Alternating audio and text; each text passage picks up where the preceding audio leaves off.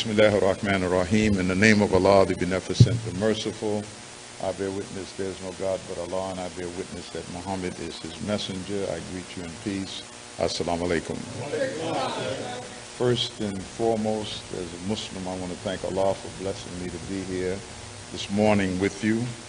And as always, I'd like to thank the Honorable Minister Louis Farrakhan for giving me, and Minister Rodney, and 168 of his ministers across this country who hold down study groups and mosques, an opportunity to help him in the work that I hope you believe God has put on his shoulder.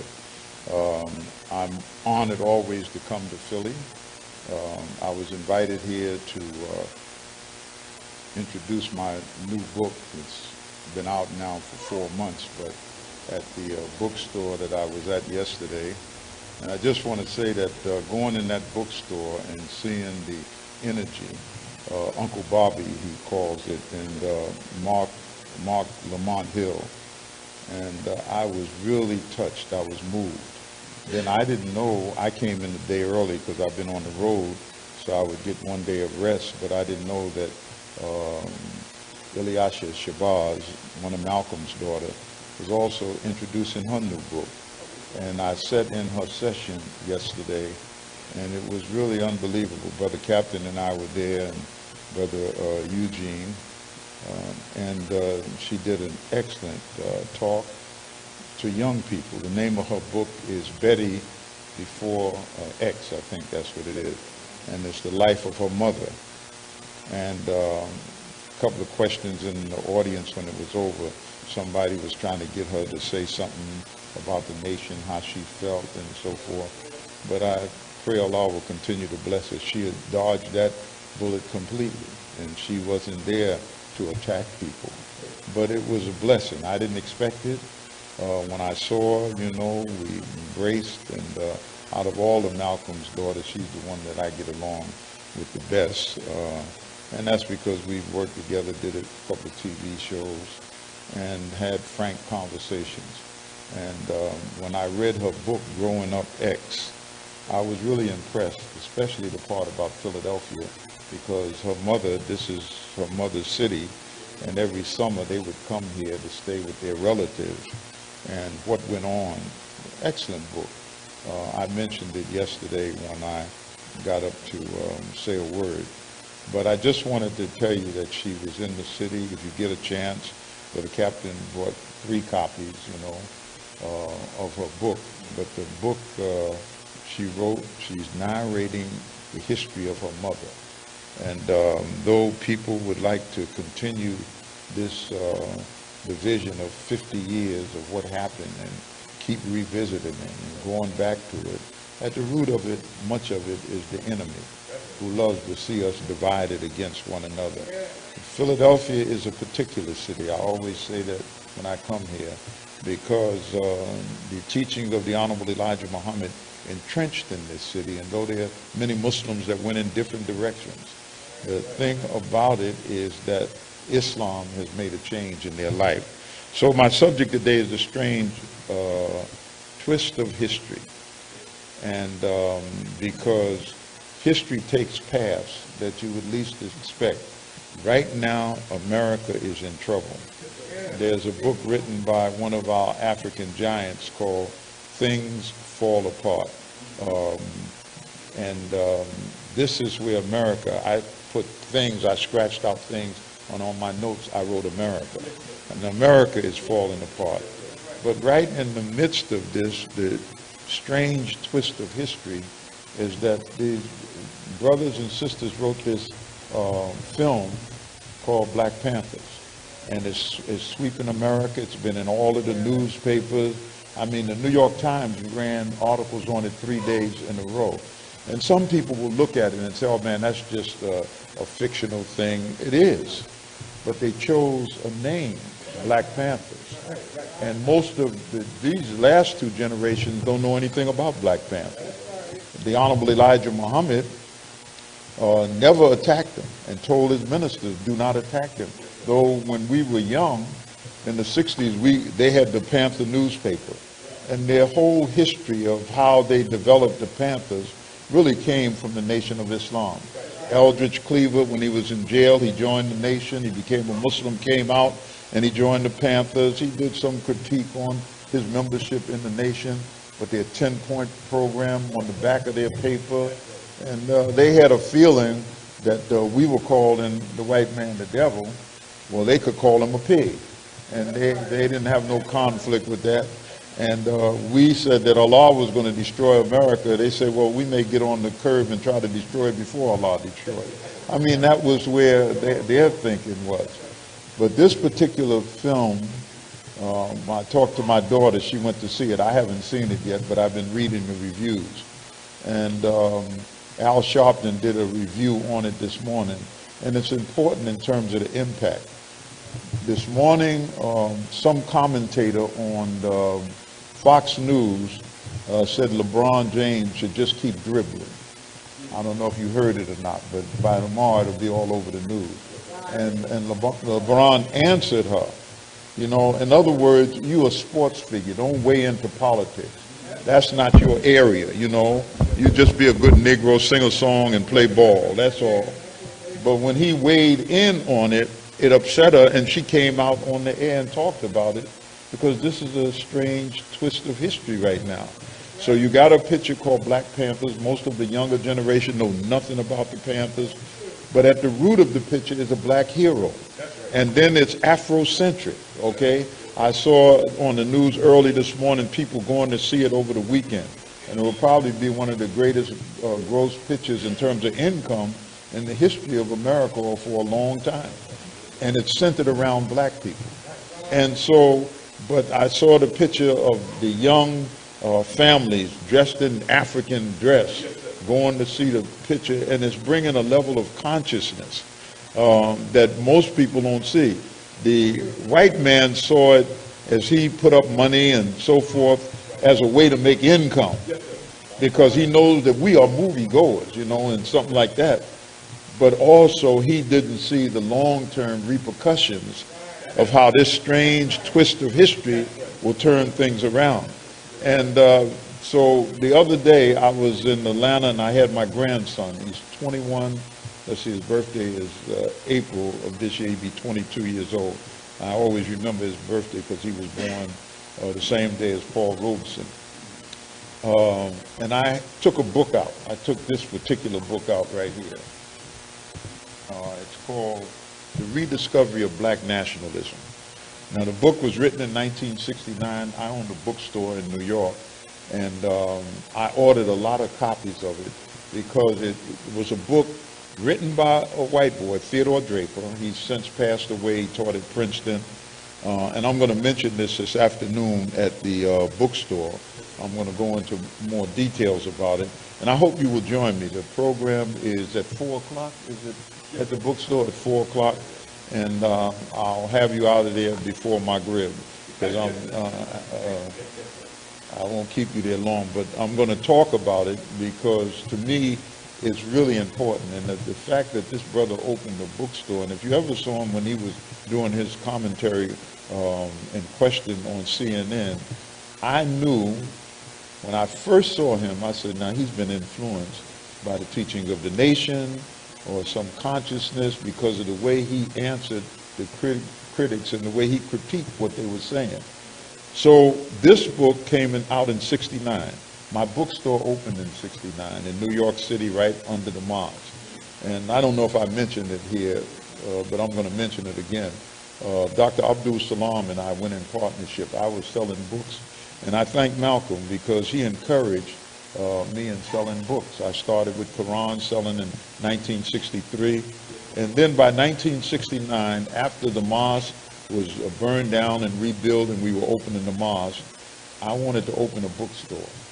And so Dr. Salam, who got books from overseas, we went into a partnership, and we wrote to the Honorable Elijah Muhammad for a name of the bookstore. And we had these fancy names, you know, in Arabic. Book is called Kitab. So we wanted to call it Kitab Suk. In Arabic, Suk means market. So we wanted to call it the book market. And the Honorable Elijah Muhammad wrote us back and said, why don't you pick a simple name, like books and things? Then he said, you're going to have a school upstairs. So sell stationery. So that'll be the things. But one of the books that I started selling, it was just published, was this book called The Rediscovery of Black Nationalism. And when you read because the nationalist movement was growing as compared to the civil rights movement. But look at the chapters from Pan-African to back to Africa, self-determination, the Nation of Islam, Malcolm X, the Black Panthers, Black Power, the land question, and then Black Studies in the university. So it was a book that helped young people with consciousness. So I sold the book. The man who wrote it was a Marxist, and he had his overview, but he gave a history of the Panthers. So I'm riding in the car, so I give it to my grandson. I said, while we're driving, read this chapter on the Panthers. He went to Howard University, so he's pretty literate, you know, he reads and so forth. So when he read it, he kept saying, wow, Grandpa, I never knew this. Wow, I never knew it. Because who would teach him? They wasn't teaching it in school. But it talked about how the movement was built. It talked about the main players, Bobby Seals, Huey Newton, Eldridge Cleaver. It went into all of them who were influenced by the Nation of Islam. And the way, if you like to read and would like to know about it, there's a book called Waiting for the Midnight Sun by Peniel Joseph. You can remember his name, Joseph. Waiting for the Midnight Sun. He has a section in there. He says that the movement in terms of black consciousness, that's how we came in Islam. When I was 18 years old and I heard the teaching, I was not looking for religion. I wasn't out there saying, I'm looking for a new religion because I don't like Christianity. It didn't happen that way. I was looking for something to be involved in the movement, the struggle of our people against this enemy. I was looking for something so we could liberate all of these brothers who are locked up in prison. I mean, and they locked up in prison from one end of this country to another. Their lives have been snatched from them. When I was in the brother's bookstore, Brother Captain, we were talking about books, and I love books. That's really me. And we saw a book there about the history of some gangsters in Philadelphia. And when we looked at the cover, all of them were Muslim brothers in shirt and tie. And there's books written like that. The Honorable Elijah Muhammad didn't start no gangster movement. But if you got the mindset of the enemy is a gangster. He's the original gangster. You talking about an OG. He don't rob just little candy stores and break into houses. He robs nations and worlds. And so, but that's not you. So it shows you that you want to be him. So we picked up the book. And matter of fact, Brother Captain picked it up, looked at it, and then we looked through it, and I saw people in there that I knew. But I was wondering, how did Islam get involved in this gangster kind of mentality? That's not the teaching of the Honorable Elijah Muhammad. All praise is due to Allah. There is, and I want to say this because people spend time trying to prove their position is right. There's a group of brothers who are Muslims who made this little film, and it talks about Master Fahad Muhammad, and they make him a gangster. How he sold names in Detroit. I'm just telling you. Now, if you don't know the facts that everybody had to pay him some money to get a holy name, he gave out $25,000. Then they said that, and it's ridiculous. This is not my subject. I'm talking about the strange twist of history. But give me a minute on this. Then they talked about how he came from, they're confused. They said he came from New Zealand. His mother was a Maori, and his father was a white man. And he went to California, and in California, he was sticking up people. I mean, they got all this in the film. I mean, unbelievable. But the thing about it is that, what are they doing? Why are they attacking it when they don't know the truth and got distorted half-truths and lies? What is the purpose? And they spent some money producing it because they photoshopped it. They took the FBI picture of Wallace Dodd, who Hearst pressed, and tonight when you look at television, you will see Patty Hearst, terrorist and so forth. They keep advertising it. Now, most people, I don't know what's on it because I haven't seen it, but most people don't know that there's a root in there in the Nation of Islam, because the young brothers, Sen Q and Their group in California were moved by the Nation of Islam to become militant, but the father who owned Hearst Press, Randolph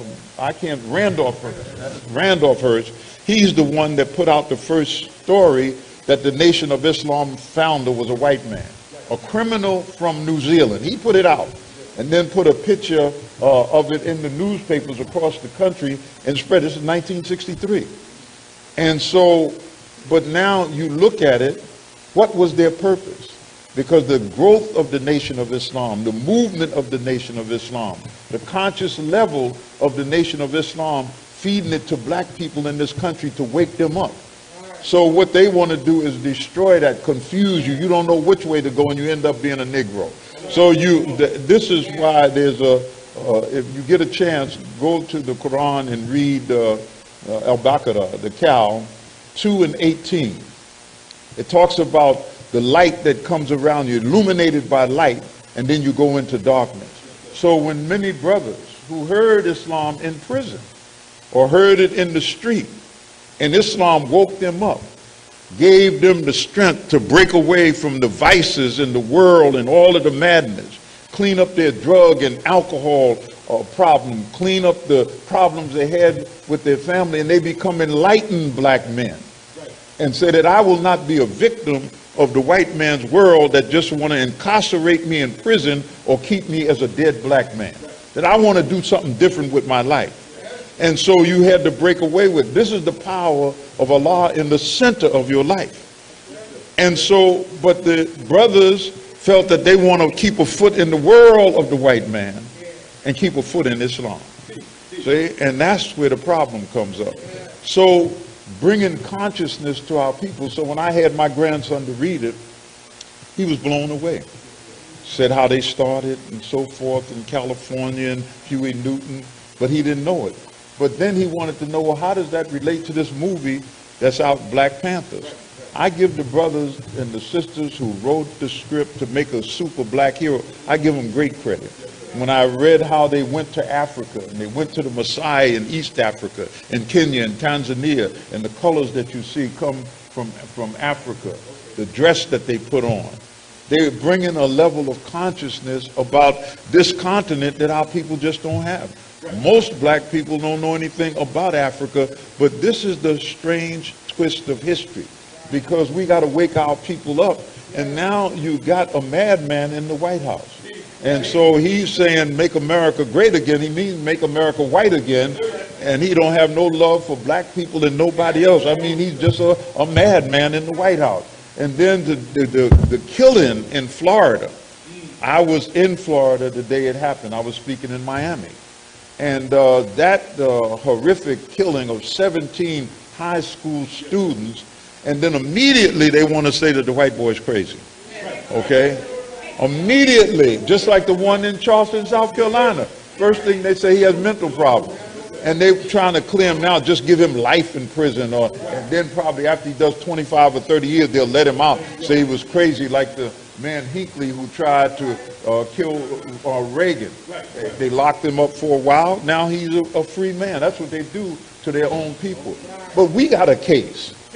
Because if mental instability is the reason for you to be forgiven of a crime, then hell, all of us are crazy because we out of our minds. They robbed our mind. So when we commit a crime, I wasn't in my right mind. What do you mean you wasn't in your right mind? The white man robbed my mind when he brought me here. He changed my name. He made me Joseph instead of Kwame or Muhammad, okay? He robbed me of the knowledge of myself. Treated me like an animal, so I'm not in my right mind. I'm in his mind, and he's a criminal and a crook and a thief and a murderer.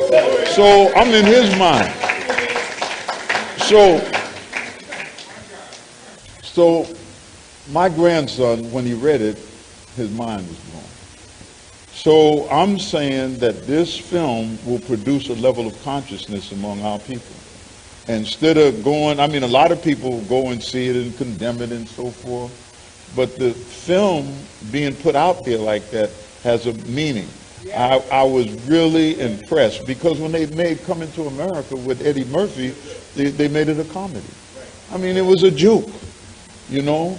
And but this one is serious about a person who is a hero, and then the sister in there that's fighting in there.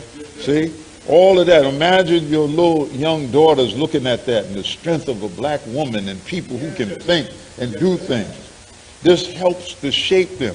So I just wanted to mention that I'm trying to get some more of these books. I only have a few because they give a good overview. Now, we're dealing with a white professor, Dr. Theodore Draper at Princeton University, who did this book because he saw that there was a conscious movement, but he wanted to write what was the root of it. And the Nation of Islam is all through it because you got the nation, then you got Malcolm. You can't write about Malcolm without writing about the nation. You got the Marcus Garvey's movement, and the Savior told the Honorable Elijah Muhammad, mention Marcus Garvey in your speeches and Noble Drew Ali because they were the early forerunners. So I'm going to talk about that just for a minute, but I want to mention that I'm in Philly to go to the bookstore, and I know after you get through, I'm going to try to make my lecture short because sisters don't laugh. We've heard that song. You sing that song all the time. But I do want you to come to the bookstore. And because the brother's effort to open that bookstore in Philly, and there's another bookstore in Philly, I don't know the name of it, but there's 2 black bookstores. And what is it? Hakeem's that passed away. His bookstore, who's running his bookstore? And he has the same name for the bookstore? Hakeem was one of my biggest customers when I had books and things in New York. I sold him all of his Islamic literature, and I really respect his tenacity of will to keep that store open. But Philly is a kind of a reading city, but you're moving away from it, not only because Temple is here and Molifi Place and so forth, but it was a conscious city where black people did read literature. And it may come from, and if you like to read and you have the patience, reading is a discipline. I'm working on my 2nd book, and I had to put this one out first in order to get the proceeds to finish my 2nd book, which is my autobiography, being I came in the nation at 18 years old. Is about my life in the Nation of Islam, okay? But Philly is a city like that, reading. So I'd like you to come out. Number one, I'm a follower of the Honorable Elijah Muhammad under the leadership of the Honorable Minister Louis Farrakhan. I hope that that's where you are. So if I come to the city and I go to the bookstore and it's all other people there, but the followers of the Honorable Elijah Muhammad are not there, it sends a signal to people. It sends a signal. It's got to be a signal. Man, all of the Muslims in the city, Akbar's here, and all of these non-Muslims are here to hear him, but his own people are not here. So you always have to think about that. It's more than sometimes your personal preference, but the interest in what you belong to, and to strengthen it. I mean, in the old days when the minister was traveling from Boston, when he was the minister in Boston prior to 1965, the believers would go where he would go in order to inspire the other people of what we're about, and they could see us.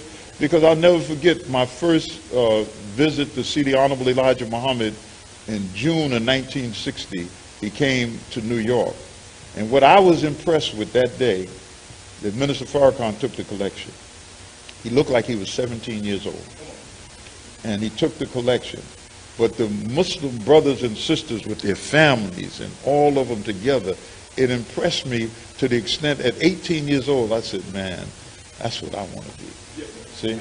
And a lot of people see it and they look at it, but you need something that can strengthen you against his world.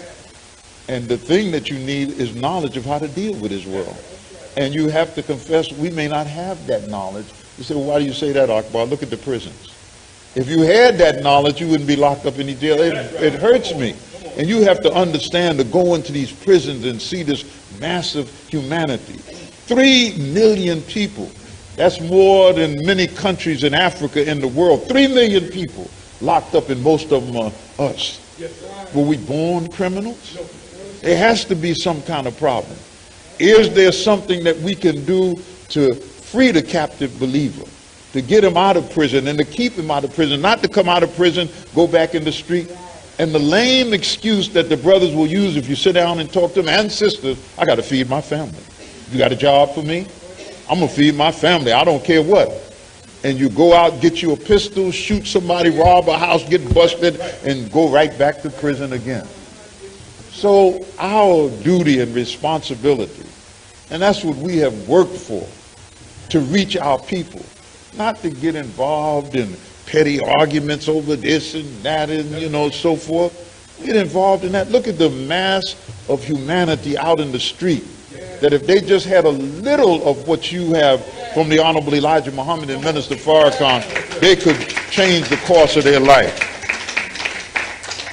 So the world opens up, and I want to mention this because once you love yourself and you respect yourself, there's trials in life. That's why the favorite ayat in the Quran that people quote all the time, do men, women think they'd be left alone on saying you believe or we believe? And certainly Allah will try us. And so in the trial of Allah, do you go back to that world? But once you open up your mind and show this love and respect of self, then you see the world a little different. The world is totally different. But if you just think that you're a Negro and you ain't going nowhere and that, it ain't nothing divine about us, we just a bunch of Negroes who got caught up in slavery, came to America, worked for this white man, got freed, and we still in pure hell. And because a few get through the gate and appear to be prosperous and appear to be okay, then if they don't have a knowledge of themselves and a love of themselves, they have a problem. Brother, when you mentioned about putting on the minister's tape, and the minister got tons of tape, among our families, his tapes on marriage. And so people inspire you. People give you hope and the desire to do better. People say words that you were looking for and searching for, and certainly Minister Farrakhan is one of those individuals that can feed us in that way. Thank you very much. I was waiting for this pen. So I was walking through the airport, and I came here to announce my book and talk about my book. My book, there's two parts. When you get the book, I hope you would read the 66th chapter, and there are a series of articles, and it's about community. It's about Imam Muhammad and Minister Farrakhan. I want you to read it. And then when you open the book up, thank you, the brother got me I work with Maps of Africa, and I'm on a sacred mission to put one in every black American's home.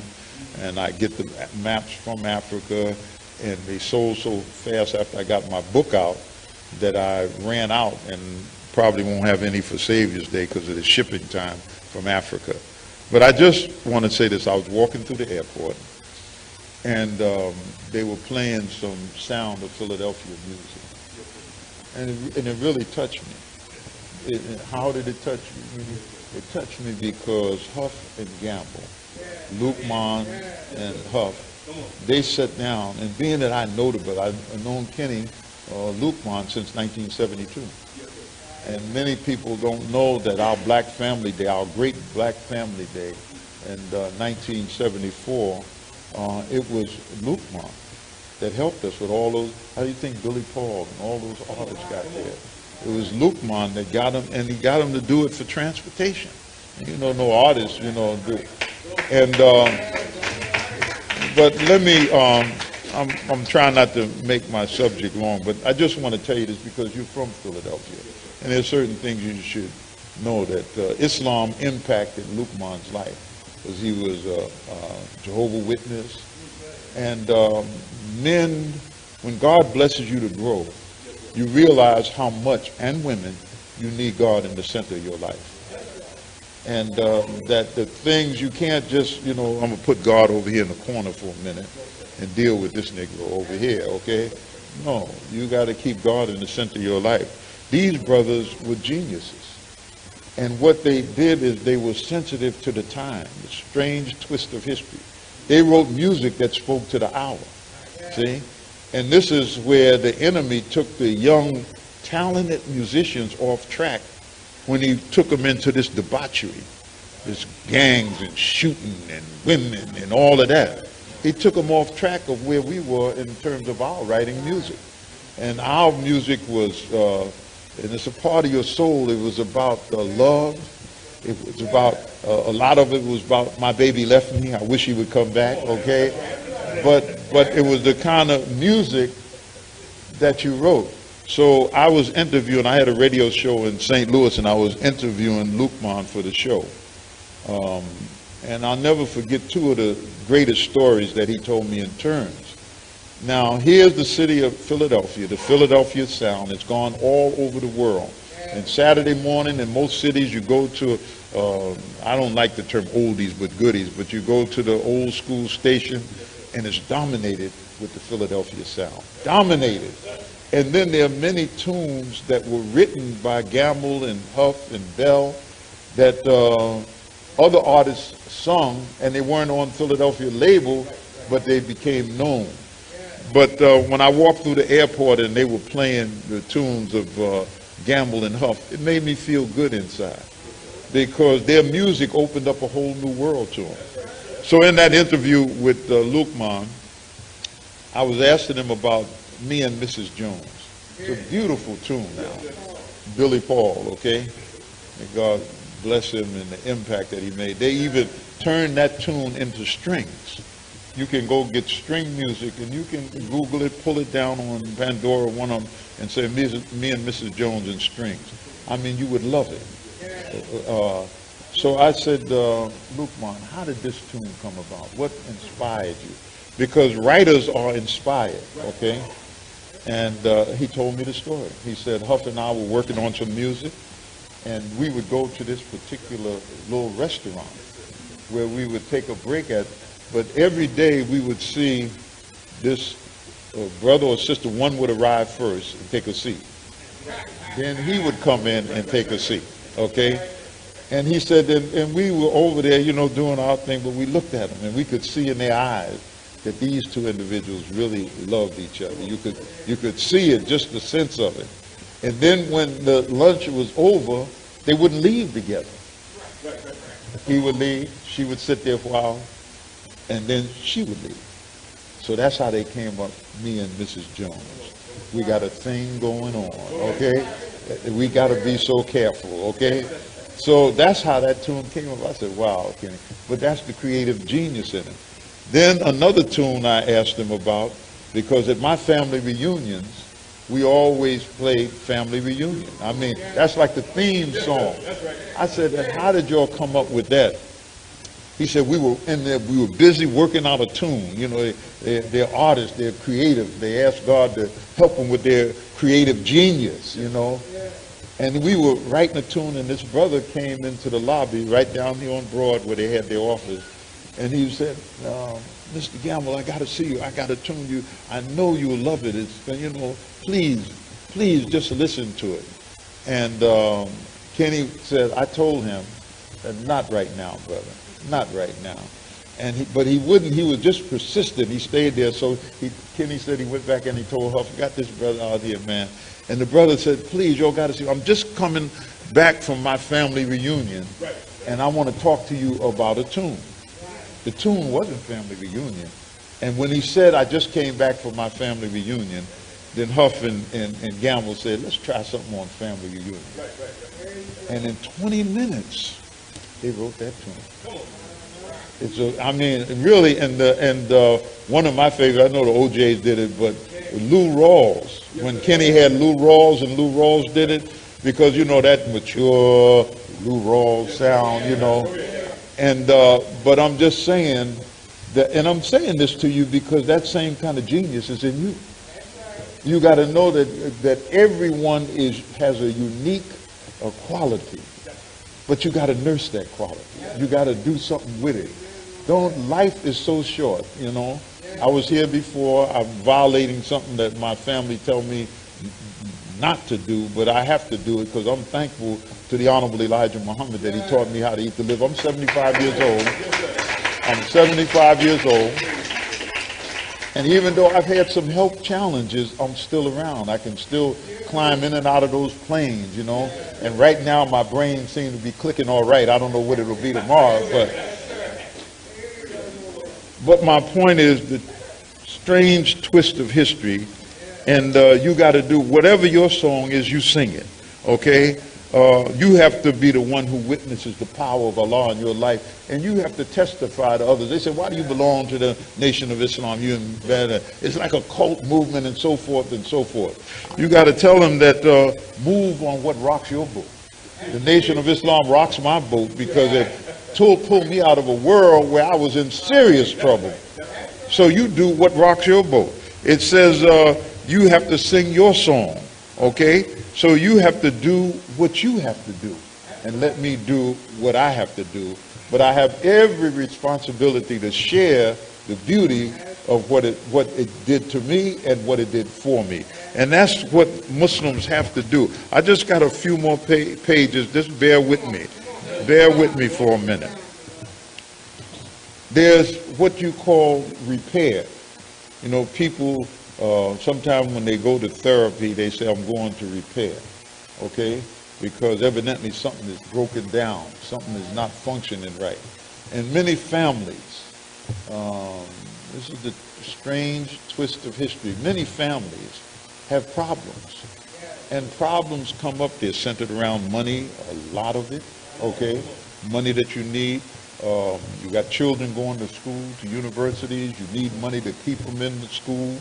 You got sons and daughters that are incarcerated. They need money while they're incarcerated. They need lawyers. These are the things that you're challenged with every day. I mean, and some of us, we don't like to talk about it. We don't deal with it, or we try to make out it's not there. We avoid it. But it's the reality of life. And so when you have this and you need something to be repaired, that's why the man wrote the book, Things Fall Apart.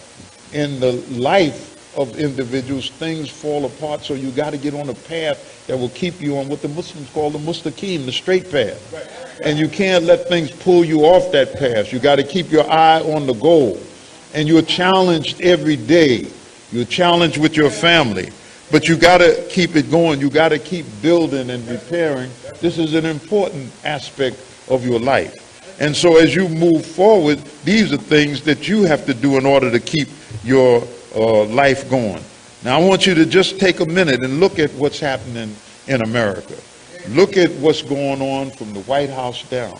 Look at the president tweeting out things. Look at the guns in our community. There are people, I saw a Negro on television this morning arguing that we should get guns. We should have guns allowed. I mean, he wasn't arguing to get guns to do things illegal, but all of us should have guns. They should have the right to have an AK-47 or whatever they're buying out there. He was arguing for it. And in his argument, if you go and do a rerun on Al Sharpton's show, you will see it. But what you see happening in America is that she's falling apart. And the book you need to pull off your shelf, get the dust off it, is The Fall of America. The Honorable Elijah Muhammad talked about it. We read it, we put it away, but now it's happening right now. America is falling. She's disrespected in the world. I mean, all over the world, America is disrespected. Her number one partner in Asia, which is Korea, invited their brothers from North Korea to come and be a part of what they were doing with the Winter Olympics. America didn't like it at all, but what could she do? And the more she talked against it, the more they got involved in it. So America don't have the power and the sway. They look at the president of America as an absolute racist, which he is. He don't pull no bone. And so now we have to look at where we at in this equation. The Honorable Elijah Muhammad told us that we would have to separate. Now, many of us don't want to separate. You know, separation to them is like a foreign language. You know, you don't want to go nowhere because you feel that what you have in America is good enough. Then you said, well, Akbar, where will we go? The Honorable Elijah Muhammad said either some land here in America, and you got to be strong enough to fight for that. That's why, brother, Captain Anthony out of Chicago in his martial arts, you may not see it just as an art, but you don't carry weapons, supposedly, okay? So being that some brothers say, well, I don't carry weapons, I just keep them at home, okay? But you shouldn't have weapons in your house, but you still have to know how to defend yourself and defend your family. And one thing, when you know the arts, you're more positive. Nobody puts no fear in you. So he talked about two places, either some land here. This is the teaching of the Honorable Elijah Muhammad. And it may be some aspects of it that you want to avoid. And then he said maybe elsewhere. The Africa may be a place. Right now, the focus is going to be on Africa. Imagine the President of the United States calling the home of over 1 billion people, from Tunisia to South Africa, from Accra to Somalia. This is Africa. 1 billion people, he calls it an S-hole. Now, I mean, and he calls it, and then the African leadership to me is weak, because even though it's a struggle, they should have broke off diplomatic relations. And he uses his money. He say, these black folks ain't going nowhere because they need this American dollar that I'm giving it to them so I can mess over them, call them anything. And they don't say a word. That's a weakness, because you don't have God in the center of your life. You relying on America instead of relying on God. So this is where we are, and we have to go to work. The minister will be delivering a speech, inshallah, next Sunday at our Savior's Day. And the speech is being delivered at a time that America is in great difficulty. They're saying that the rumor is, I heard on a radio show of the white left, they said that Trump borrowed millions, maybe billions of dollars from the Russians when he went broke. And the Russians backed him up. This is only what I heard now. I don't know the truth of it. And so he's been busy trying to defend the Russians. And this is a major problem. The white people that know that he has put America in their own deep S-hole now want to find a way to impeach him, get him out of office, and they may have a special crew somewhere there in Washington that will neutralize him. So this is what they're thinking, because America is in trouble. They lost their friends throughout the world. They lost their friends in Africa and the Caribbean, calling Haiti what he called Haiti. So America is in deep trouble. This is the strange twist of history, because even though we talk separation, he's now talking about putting us out, putting out 200,000 people out of the country, stopping Muslims from coming into the country. So America is in that, so you can't act as if things are normal. They are not normal. So I'm going to just take a minute in my closing.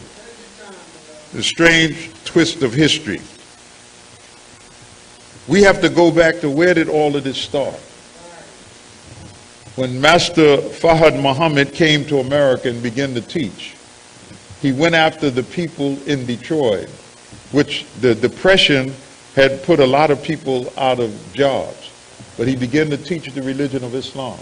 That's why I want to ask all of those critics, if he was a criminal from New Zealand and was in jail in California, where did he learn Islam at? I mean, where did he learn what he taught? Who taught him that? So what happens is, where did it start? It started in Detroit. How did it start? He began to teach our people about diet. He began to teach them about Islam, and saying that we were the lost people of God, and that we were special people. That's what he told us. And see, most people don't want to believe that they're special, because when they look at their wretched condition, they say, we couldn't be special. But you are special. You're the chosen of God. And then he began to build a movement. In 1960, Eric Lincoln got a grant from Ford Foundation because of the Honorable Elijah Muhammad's impact on black America during the times of the Civil Rights Movement. And you got to study these kind of things to understand it, because it's up to you to teach it to your children, so that your children can be grounded in something. You know, it's like a tree without a root.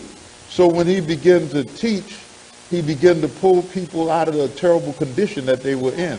And if you want to do a research on it, Erdman Benyard wrote his thesis for his doctorate degree at the University of Chicago in the early 30s. And his thesis was on the voodoo cult of America, and it was about the Nation of Islam. It was the base of what Eric Lincoln, who wrote Black Muslims in America, that's where he got his information. And in that, he described, if you read it, it would just get to you. He described the change that came about from what Master Fahad Muhammad was teaching. He said that they were in miserable condition. They were in poverty. They were victims of alcohol. They were dysfunctional, fighting, and so forth. He said, but when they accepted this teaching, they changed like overnight. Changed their diet. They cleaned their houses up. So he was showing the power of this teaching to change them.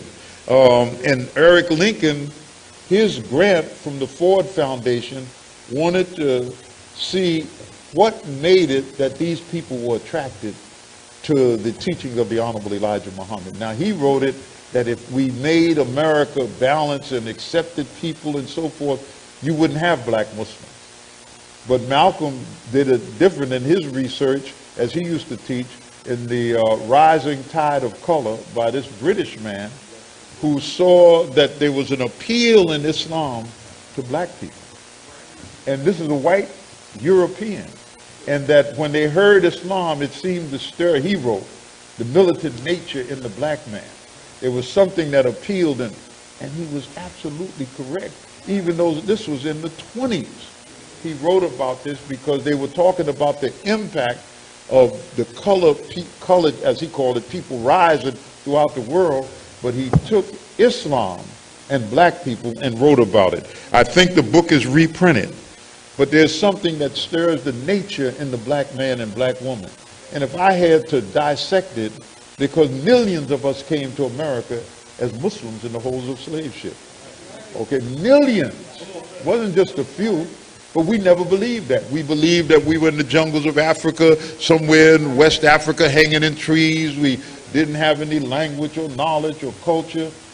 Most of us believed that. Even when I first became a Muslim, I didn't necessarily believe that we were Muslims and had some connection to Islam. I believed basically what white folks had told me, that we were in the jungles of Africa. This white man found us there. We thank God, and he brought us to America, taught us Christianity, and civilized us. We actually believed that. But as we began to study, we found out there were great civilizations in West Africa. Mali, which is a country now, was a great civilization in West Africa. Ghana, which is a country now, named after the great Ghana Empire in West Africa, in Songhai. These were great civilizations. And then if you like to read, get the Ivan van Sertima's book. He was from Guyana. They came before Columbus. And he talked about how Muslim on the west coast of Africa sailed into the Americas. We never knew that. So Islam came on the ships that sailed to America, but also when they captured slaves in West Africa in particular, not including the slaves that they brought from East Africa around and put them in the holds of ships, they were Muslims. And when we were brought here, they robbed us of that knowledge of Islam. So it's something in our DNA. And I can tell you for sure, being in the nation since 1960, it has to be something in the DNA, because we stayed. And even those who left, Islam was still in them. Even those who went away from it, it was something in it that kept us. And the hell that we have given those who came to join, being that they stayed, it has to be in the DNA. I hope you understand that. We raised from hell, but nobody wants to go nowhere because there's something about Islam that captivates us. So when it all started, this is what we do. There's a special way to look at it. The way to look at it is that God's people lost in the West, brought here in the holds of slave ships. Nobody could do anything with us. If you get a chance, read the true story of Frederick Douglass. His name was actually Frederick Bailey, you know, in the Eastern Shore of Maryland. Read about him. His father was a white man taking advantage of a slave woman. But there's something in him Phyllis Wheatley. And if you read Phyllis Wheatley's story, you could see that evidently these people were Muslims.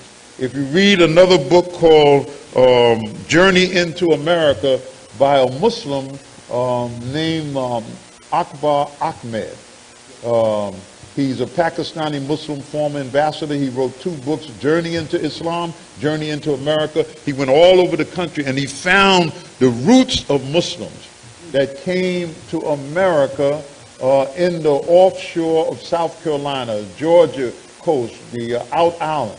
He found the roots of Islam there among the slaves. Then you can read the Prince and the Slave book and other books that you can see that Islam was in many of the slaves. So it was taken away from us. Then in 1930, it came back. And it came back in a way that most people didn't suspect, but there was Master Akbar Muhammad in Detroit teaching Islam, and it attracted 25,000 men and women. In Detroit alone, just in that area, joined Islam. Why? What was the difference in them joining Noble Drew Ali or Marcus Garvey? The difference was in Islam. I'm going to close out on this, the strange twist of history. I've been blessed. In my book, I talk about some of my travels throughout the world, but not all 154 countries that I've been blessed to visit. On this continent of Africa, there's 54 African countries, and Allah has blessed me to visit 44. And I was in New Zealand, and it was an interesting trip. My wife and I were first in Australia, and then we went over to New Zealand. I was going around the world. And what happened, one of our brothers in Boston, who was our secretary, Ernest, later became Brother Raouf, we were selling journals. On the back table, you'll see the early Savior's Day. I don't have any journals back there, but you'll see them on the table. I have them on display. The programs from them Savior's Days. So the minister gave whoever was the top seller. That's how we financed Savior's Day, with the journals. How many were here when we were doing the journals? Anybody? Got any witnesses? See, it's a whole different generation. And so we sold ads. The money to rent the hall and advertise and posters and everything came through the sale of that journal. The minister said the one who was the top seller at a certain level of the journal, he'll give them a trip around the world. So Brother Raouf, Brother Ernest, our secretary in Boston, he was the top seller. He was an insurance agent in Boston, so he knew a lot of people. And they bought ads from him. And we had a big, thick book like that. And so the minister gave him the trip, but he knew that, I was familiar with the world, so he asked me, why don't you go with it? And so I made this trip around the world. It was, it was really a trip. All praise is due to Allah. I've been around the world 4 times now, and I don't know if Allah blessed me to do it one more time, but so we get to New Zealand. Bear with me, I'm going to close out on this. And we go to New Zealand, and I meant to tell Malcolm's daughter this yesterday. So I do a radio show. The Maoris are there. This is a group of people that Captain Cook found in New Zealand. And they call themselves black people because when they went there, most of them were very dark. And the English said that by 1845, they would be wiped out. They wouldn't exist. But they bounced back. So when I got there, I was on the show, and a brother or a sister called and said that the leader of your organization is from here. I said, is that right? They said, yes, he's from here. And so I listened to him. And then when I got into it on the show, I said, well, in 1963, August, the white Americans in the newspaper called the Hearst Press. That's why I want you to, if you got time to look at Patty Hearst, they're going to show a lot of other things. But there's a part in there where the brothers made the Hearst family by whiting H&G and bean pies and give out to the community in San Francisco. Anybody in here know about that history? Okay, I got one sister, that's right. And whether they're going to put it in there or not, because we were very strong in San Francisco. So when the Hearst Press put this fraud out, Wallace Dodd, the founder of the Nation of Islam, they questioned me there. Then they showed me a group that exists there called the Ratners. And they came, this is their proof to me, and they showed me the ring that all of the Ratners wore, and it was a star and crescent. I said, wow. Then they showed me some old pictures, and their crescent was facing the same way as our crescent, not the one in the east. And Ratner was their so-called prophet or leader, and this is why they tried to tie Wallace Dodd into the nation. So I told them that, did your leader ever travel? He said he traveled the world. I said it's obvious that he went into the Muslim world because he would not have that sign. And they came to see me and they brought me old books and whatnot. And when they showed the sisters had on something just like you wear, sister, right now. So quite naturally, I'm puzzled, about it. And then, but I knew the Savior traveled the world. But also, if Ratner himself traveled the world, he interacted with Islam, like Marcus Garvey, working in that print shop in England. And Deuce Muhammad, who was training him in printing, began to teach him Islam. And he didn't take Islam as a form, but he used Islam to build his movement. I saw the same thing with Ratner in New Zealand. But it was most interesting because the people were searching.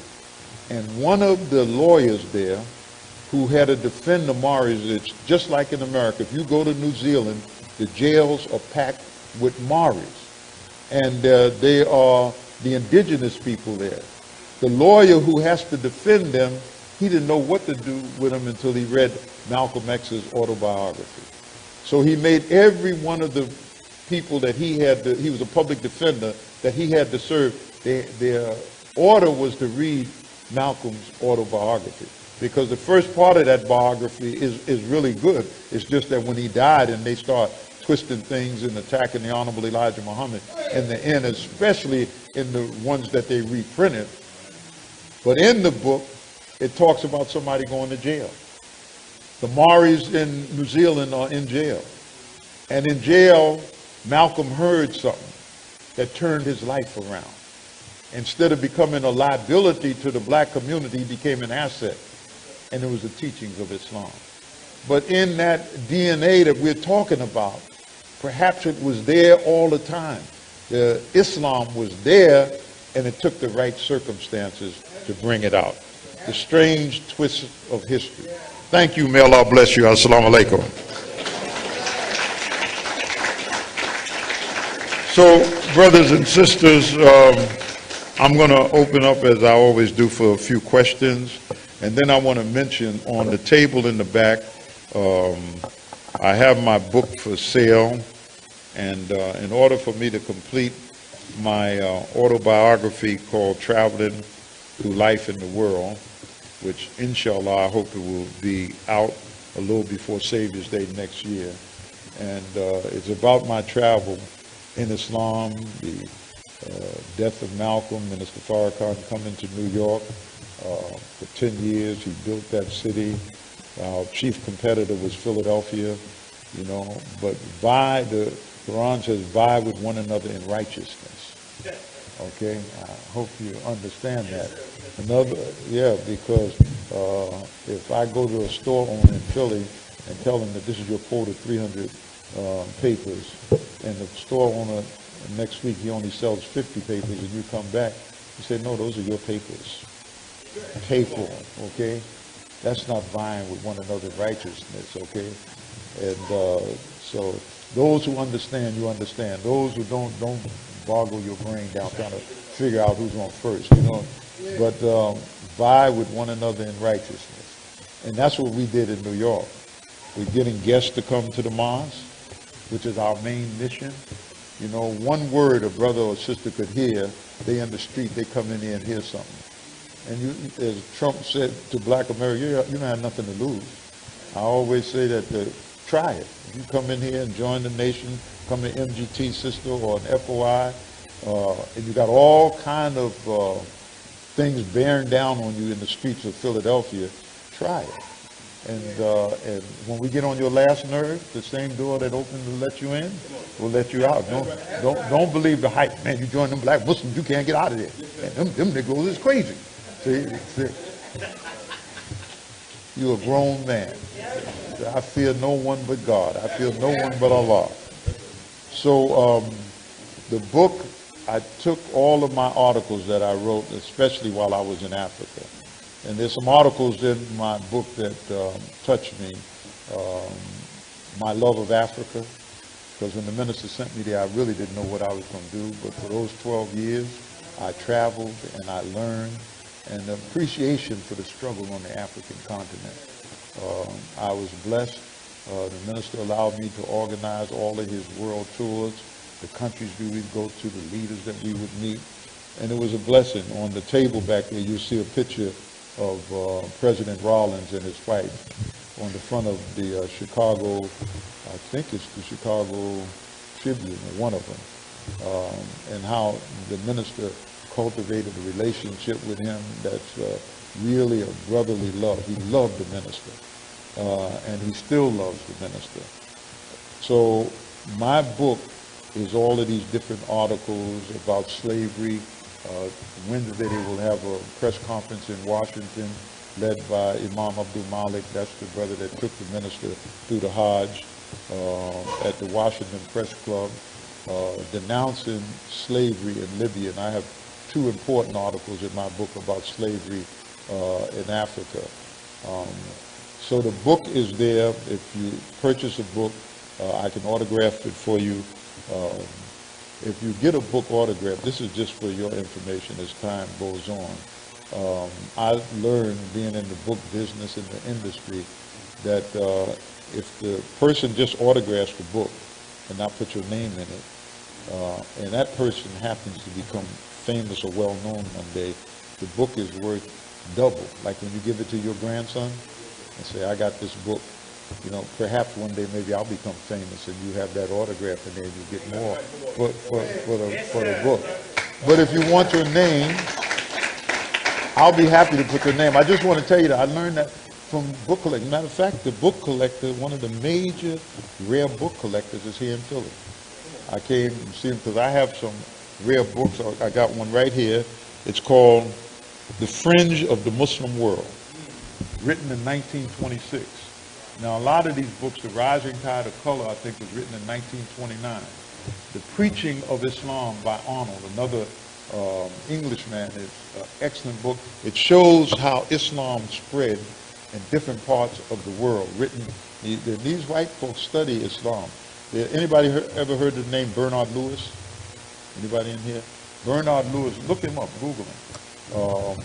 He wrote The History of Islam, Islam in the Arab World, but his specialty was the Ottoman Empire, because he was fascinated of the Ottoman Empire, which is the Turkish Muslims that's back in headlines right now, how they ruled this vast area of the world as Muslims. And wherever they went, like you hear about the Balkans, you hear about Kosovo, Albania, Yugoslavia, all of those states in Europe were under the Ottoman Empire, and they were Muslim. Okay? They were Muslim. The Bosnian Muslims are some white Muslims. I went to Bosnia, and it was unbelievable that they were Muslims, but they were living in a society with the Serbs. And they were drinking with them, going to the bar. The thing that distinguished them is their names. And so when this fighting broke out in '94, some of you may not remember it, when the fighting broke out and the Serbs were retaliating for the ancient Ottoman Empire conquering of that area, they were killing old men, young men, and boys based on their names. In other words, a man, his last name may be Civic, something like that, but his first name was Murad. They knew he was a Muslim. So one Muslim, Bosnian Muslim told me, he said that, well, if I'm going to die because I got a Muslim name, I might as well be a Muslim. And so that's when he got back into his faith. So this book, The Fringe of the Muslim World, which I'm going to bring it to Philly because it's in pretty good shape, printed in 1926. But the book really fascinated me because Kemal Ataturk, in 1923, he took over Turkey. He broke the back of the Ottoman Empire. You may not see the relevance, I don't need to know that. Don't be like Ben Carson. When he was at Yale University, I hope everybody knows who Ben Carson is. Okay. When he was at Yale University, somebody must have told him, don't study that black history stuff. It ain't gonna make no money for you. How you gonna make any money with that? That's what they told him. So it reflected itself 2 times in his life. One time when they were talking about people coming to America in ships, he said, and some of you may remember, our people came here in the holds of ships looking for a better future. Black people, we came here as slaves. We didn't come here looking for no better future. Then the second time, he was in Detroit with Trump when Trump was campaigning. And they were interviewing him. They tried to get the black vote for Trump. And they were in the hood interviewing him in the area where he grew up.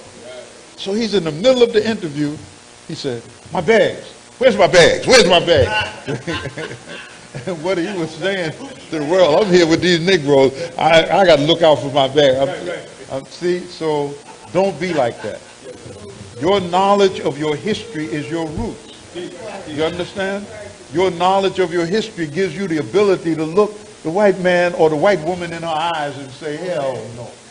Okay? I'm not going for it. But if you don't know yourself, you be scratching your head, looking down. You don't know how to confront them. But when you know yourself and you love yourself and you know who you are, then you can confront them because you're a conscious black man or black woman. So I just want to say this quickly. So Ataturk, he wants to make Turkey more Occidental than Oriental. Because Turkey, at the time, was the only country in the world that sat on 2 continents, Asia and Europe. So he wanted to be more European. So he's tried to change everything. The first thing he did, the white folks who came to America, when they saw the wild bird with a red beak, they called it a turkey, after the Turks, because they always wore a red fez. So he wanted to take them out of the fez, because the Turkish men didn't believe in going in the street without their head covered. Either one of their caps or red fez is what they usually wore. And he did that. Then the next thing he did, he told the women they didn't have to cover their hair. This is Ataturk, the founder of modern Turkey in 1923.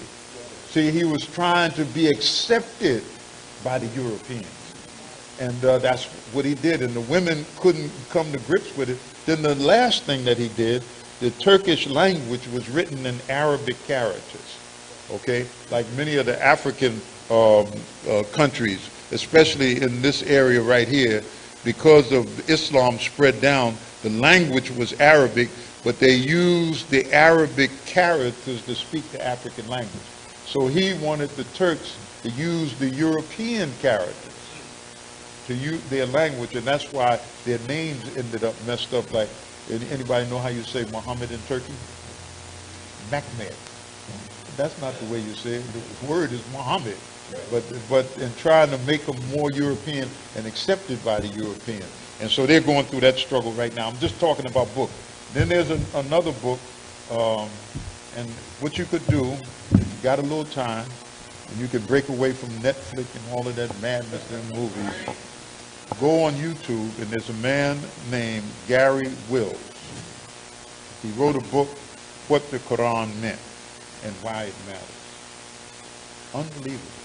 When I got the book, I couldn't put it down because he was saying all of the things that people believe, like the terrorists get 72 virgins, blowing up a building and killing people. Some of you heard that madness. He wanted to find out, is that really in the Holy Quran? So when he said he had a difficult time first reading it, because you got to know the flow. He said he had a difficult time, but he kept at it until he read it, and then he made this commentary. So you see him in 2 interviews with big audience, 90% white folks, because of their big audience, because of their interest in the power of Islam. And all of the things that are these myths, how you go to heaven and so forth, what Muslims do, he found out that none of that's in the Quran. And he's a scholar, man. He's not just somebody just reading. He said none of that's in the Quran. But they float it out, and people don't read and study, and they just say it and repeat it. Also, when his name is Gary Wills. In the book, I'll have it on the table, and there you can take your phone and click a picture of the cover. But go on YouTube, put his name in, and you can look at one or two of his lectures. Both of them are excellent. Excellent. Even the question and answer period. Then the last few things I want to say, that when I was coming up, I was young. This is one of the books that, how many have never seen this book before? You can say it's all right. It's a different generation. Okay. It's called Seize the Time. And so this is about the Panthers. So this movie now will cause people, what are the Panthers? Where did they start? What is it about? See? I don't think the intention when they wrote it was that, unless some of the conscious brothers and sisters who were inside, but make them to go and re-examine the Panthers. And even though we had some differences with the Panthers, the Honorable Elijah Muhammad told Minister Farrakhan always put a protector in that. When the minister went to Huey Newton's apartment, and Huey Newton had his people to search us, and the minister submitted to the search, the Honorable Elijah Muhammad didn't like that, and he told him. He said, we the one that started search. You, my lead minister, my minister, well, you're not going to do nothing. Let him search you. And that's what the Honorable Elijah Muhammad told the minister. And then the minister was regretful that he did it, and he kept talking about it, and the Honorable Elijah Muhammad said, okay, we did it, it's over. Stop talking about it, because you keep looking back at a bucket of milk and you kick over nothing. And it was over. But if you read the book, they got new introductions to it, but it tells you something about the brothers and their struggle.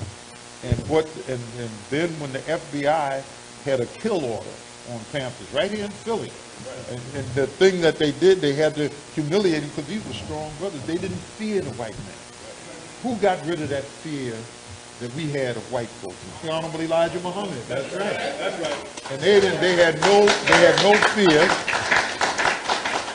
And so J. Edgar Hoover gave police and the FBI the kill order, kill them. But the thing they did, and Philly was the famous one, because they stripped the brothers naked. Right. Some of you are old enough. This is for the Over the Hill gang. Anybody remember that in here in this audience? Stripped them naked and paraded them out in the street in front of their people.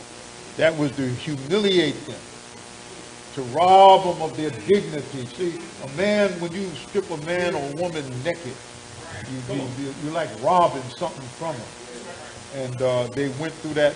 But this is the book. Now, the last one I want to mention, and I'm going to talk about this over I'll finish this conversation up. I had this book because I like foreign policy, and and I saw this book, and I purchased it. Sands of Empire, Missionary Zeal, Americans' Foreign Policy and the Hazards of Global Ambition. So America has a global ambition. So I put the book, it was sitting on my shelf for 1 year almost. I hope I can find this chapter. I hope I can. It was sitting on my bookshelf for a year, and then one day I took it off the bookshelf, and opened it up, and there's a chapter called The World of Islam. And I'm going to tell you, when I read it, it showed how deep the Western world looked at the power of Islam in the lives of people. And they felt always they had to fight. That's what you are involved in. But if you don't know about that they're looking, because Islam has the power to change the course of your life. So don't just look at, I joined the mosque, I'm a Muslim, Assalamu alaikum, all praise be to Allah. But it's changed the course of your entire life. And here's white folks writing about it. So I just want to I'm going to talk about it this evening at the bookstore. So I want to thank you very much. All praise is due to Allah. And so